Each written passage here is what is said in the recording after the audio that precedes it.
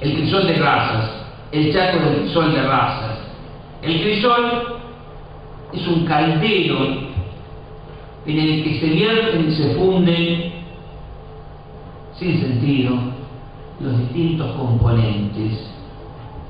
Hay que emanciparse en el Chaco del imaginario cultural del crisol de razas, porque el crisol supone una olla en la que se funden todos los elementos y al fundirse pierden sus propiedades y atributos distintivos. Y lo pierden porque si no hay reconocimiento del aporte de cada una de las culturas que nos conforma, no hay respeto, y si no lo hay,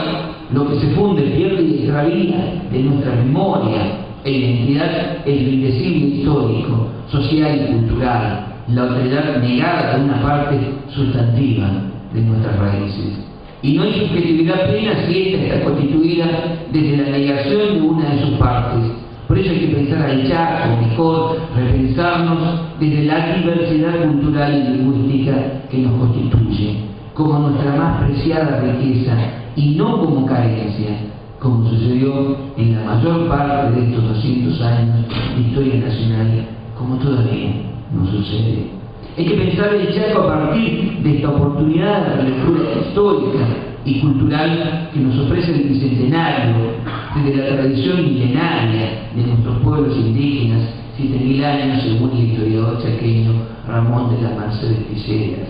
Hay que decirnos, por ejemplo, que estuvimos en 1810 y estuvimos en 1815 y estuvimos en 1816. Hay que pensar desde ese Chaco, porque también somos Congo, Huichí, Mocoy, Vilela, Vipón, Luye y cada uno de los pueblos originarios que habitaron en esta parte del gran Chaco americano, corazón geográfico de la América del Sur. Como también somos los criollos que hicieron Chaco con la energía de sus cuerpos, el tesón y el coraje templado de sus corazones, correntinos, santiagueños, paraguayos, porque también circula en nuestras venas la sangre de tantos inmigrantes europeos, italianos, españoles, ucranianos, búlgaros, judíos, polacos, alemanes, yugoslavos, checoslovacos, rusos, turcos, entre otros, que tras hambre, guerras y desesperanzas vinieron a nuestro Chaco en búsqueda de tierra y libertad. Y de ellos aprendimos la inquebrantable fe en el trabajo y el progreso, su visión histórica del progreso, su credo en la labranza de la tierra, así como también las ideas libertarias de la conciencia obrera. Porque Chaco, todas las culturas, es más que una frase, un norte brújula, para que superando todos los naufragios históricos hallemos el sentido del viaje hacia los puertos de la madre de todas las soberanías, la cultural, la que nos permita pensar y pensarnos con cabeza propia, para que de las preguntas que sepamos concebir nazcan, se desarrollen y expandan las respuestas que necesitamos para vivir como comunidad de hermanos. Hay que emanciparse, por lo tanto, del Chaco invertebrado, desarraigado, recuperar esas raíces, esas múltiples raíces, y aprender a leernos,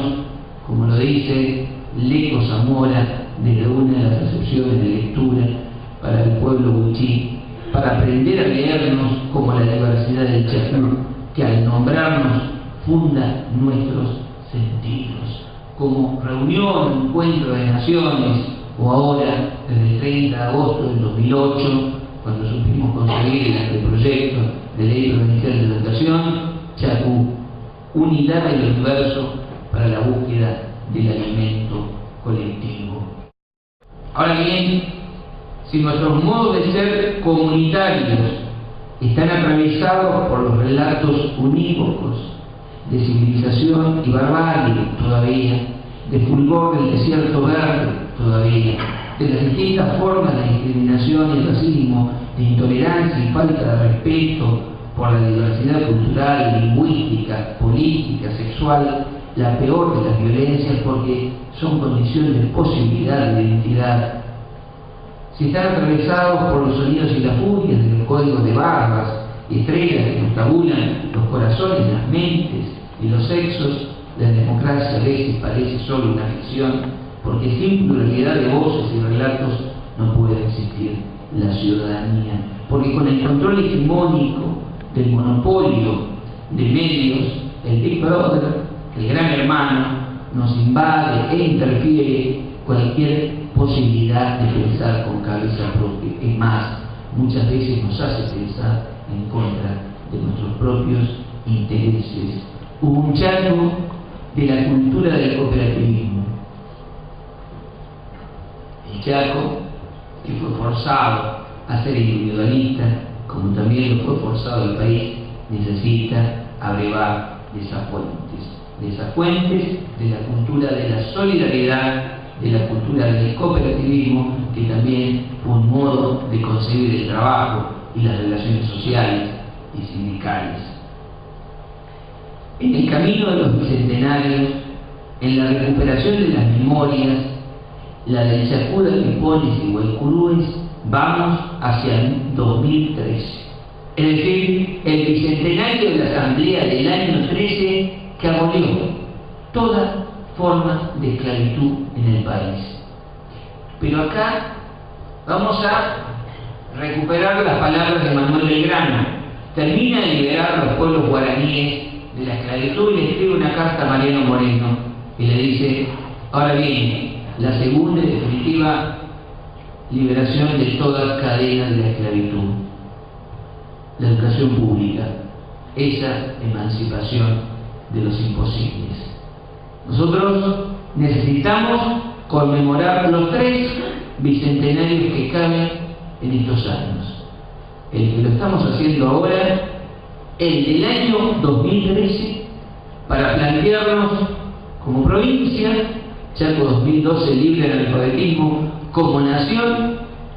la verdadera emancipación de toda cadena de la esclavitud. Pero también está el analfabetismo artístico, el que nos acontece cuando no estamos alfabetizados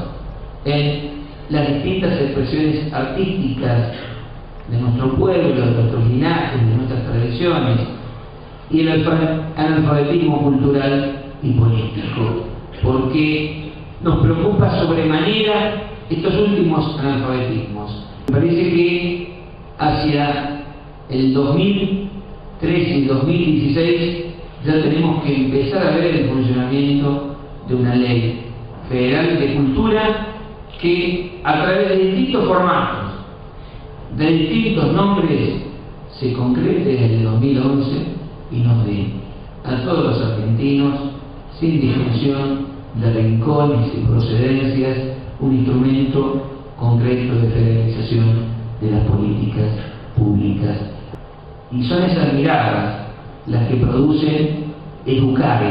sacar de dentro lo que vos no sospechás que tenés. Ese es el rol de la cultura y el arte, un rol revolucionario, un rol transformador. Consiste en hacer visible lo que está invisible. Consiste en decir lo que es un indecible histórico y cultural. Consiste en no la mera oficialización como gesto burocrático de 3 lenguas que tienen milenios, con Huichí y Mocoy, sino en animarse a habitarlas, en animarse a hablarlas, en animarse a que nunca más haya un niño que tenga que callar su lengua, que tenga que callar su identidad, o que descubra que el espacio institucional del Estado no es su espacio, que allí tiene que callar, que allí tiene que simular, que allí tiene que aprender a obedecer. En el Chaco del Bicentenario, cuando es posible los juicios orales y públicos, Caballero y masacre de Margarita Belén, cuando es posible en un congreso, escuchando que hay un paradigma nuevo que no consiste en los viejos paternalismos de trabajar para los pueblos indígenas, sino trabajar con los pueblos indígenas, cuando Chaco sigue siendo conocido por la pujanza de sus hacedores culturales, nosotros podemos, con orgullo, y no tengo una Biblia a mano, pero en honor de mis creencias la puedo decir, sobre la tierra malvinense, nosotros los de entonces seguimos siendo los mismos. Muchísimas gracias.